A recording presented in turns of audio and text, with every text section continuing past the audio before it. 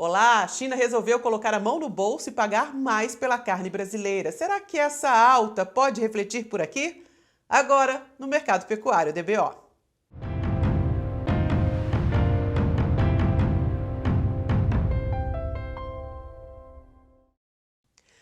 A China está pagando mais pela carne brasileira. O preço médio da tonelada embarcada para lá aumentou cerca de 15% nos últimos 45 dias. Os cortes do dianteiro mais demandados são negociados a US$ 5.000 em média. Mas a receita com a exportação no geral segue negativa, porque o valor médio da tonelada exportada pelo Brasil, somando aí todos os outros destinos, é hoje de US$ 4.500. É o menor valor desde março de 2021. Nessa mesma época, em agosto do ano passado, o Brasil recebia US$ 6.000 em média pela tonelada embarcada. Quanto ao volume, ele segue crescendo, viu? Nos primeiros dias de agosto, o embarque foi 17% maior na comparação com o mesmo período do ano passado. Quem ainda não travou os preços deve refazer as contas antes de decidir confinar. É que, mesmo com a queda nos custos de produção, o mercado futuro não enxerga positividade para os próximos meses. Ele teve até uma leve reação no começo dessa semana, mas voltou a cair. O contrato para novembro, por exemplo, chegou a se aproximar dos R$ 239 e recuou de um dia para o outro para R$ 231. Mercado Pecuário hoje recebe Laura Rezende, médica veterinária e consultora da Agrifato. Laura, primeiramente, muito obrigada pela presença, bem-vinda ao Mercado Pecuário DBO. Queria que a gente fizesse um raio-x desses números aí, desses primeiros 4 dias de agosto, tão comemorados. Na comparação com julho, como é que foi o escoamento diário? E a gente segue uma lógica de escoar mais no início do mês, reduzir no final do mês. Como é que é o comportamento em questão do volume? Olá, Juliana. Primeiramente, muito obrigada pelo convite. É um prazer estar aqui com vocês para falar um pouco sobre o mercado pecuário. Bom, em relação a volume, nós tivemos dos dados, tá, que foram lançados. Nós embarcamos nessa primeira semana de agosto 41,2 mil toneladas, tá? Como eu comentei, uma média diária aí na casa de 10 mil toneladas por dia, né? E isso representa um incremento de 43% no comparativo semanal. Então, ao final de julho aí. Tradicionalmente, a gente tem uma maior demanda, né, por exportação, os dados se apresentam mais volumosos nas primeiras semanas do mês em relação às últimas semanas. E no último mês, né, o que nós observamos foi um movimento diferente. Nós observamos as exportações se acelerando mais para o final do mês, que vai muito em linha, novamente, com essa questão da China, né, de ela demandar mais, aí voltando para o segundo semestre. Então, apesar dessa sazonalidade mensal, mesmo assim, nós observamos um aumento da demanda chinesa nas últimas semanas, aí, refletindo esse aumento da demanda do segundo semestre que ela historicamente tem. Então, em relação ao mês passado, por exemplo, nós tivemos uma demanda mais acelerada no final do mês e esses primeiros dias de agosto a gente teve uma demanda mais acelerada ainda. Então, uma crescente aí da demanda chinesa. Dá para comemorar, então, esses 4 primeiros dias, levando pela lógica que pode crescer dia a dia daqui em diante?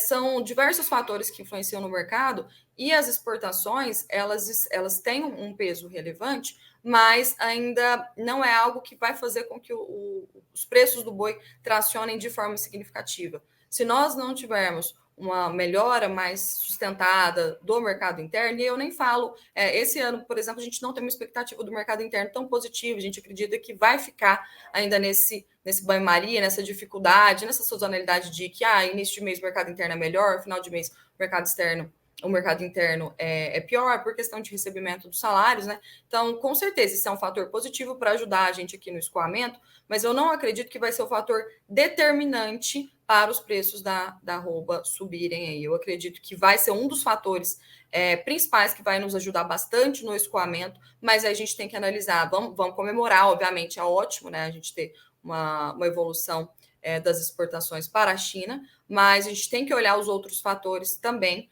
que aí entra a oferta, que inclusive é o principal ponto, né, em conjunto com esse desaquecimento, né, essa ruim demanda do mercado interno que já vem ocorrendo há alguns anos, a oferta é o outro ponto que nós identificamos que seja aí um dos principais fatores, né, de queda dos preços que a gente está observando desde já do segundo semestre do ano passado.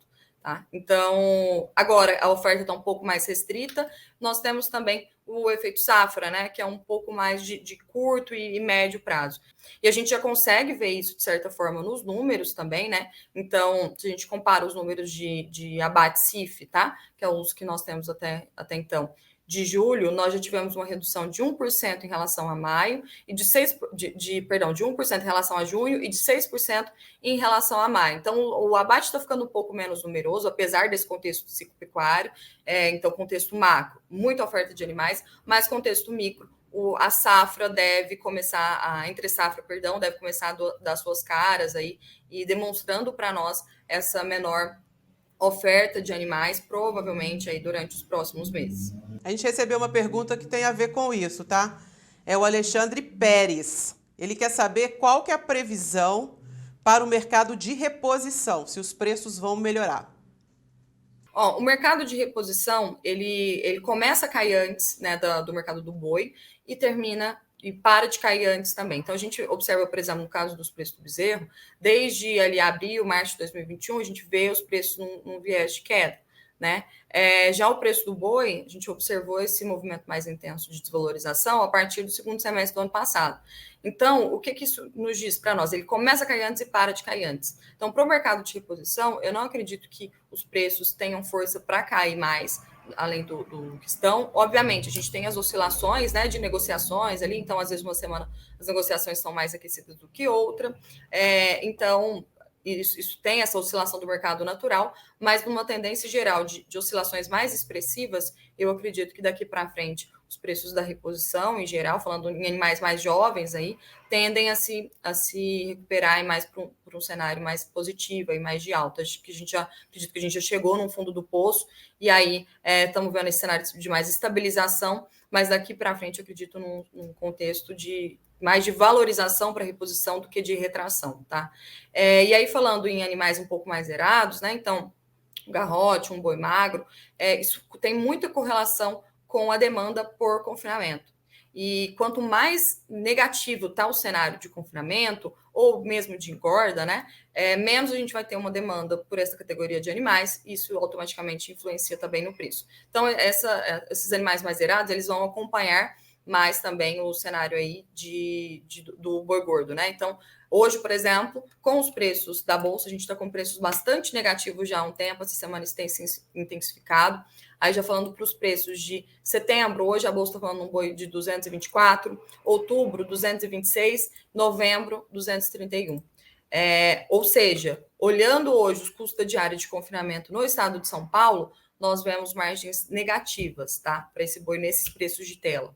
Então, isso é um ponto que influencia bastante. Se eu tiver uma menor demanda, automaticamente eu vou sentir os preços um pouco mais pressionados. Tanto que nós observamos negociações do boi magro, quando o confinamento estava um pouco mais positivo, ali um mês e pouco atrás, quando a arroba deu aquele respiro, né, aquela folga, e todo mundo achou, nossa, agora sim a entre-safra chegou, e na verdade a gente viu que não havia chegado ainda, né? Então, acredito que os preços dessas categorias mais zeradas vão acompanhar um pouco mais esse movimento do boi gordo, mas para categorias mais jovens, daqui para frente, eu acredito um movimento mais de valorização.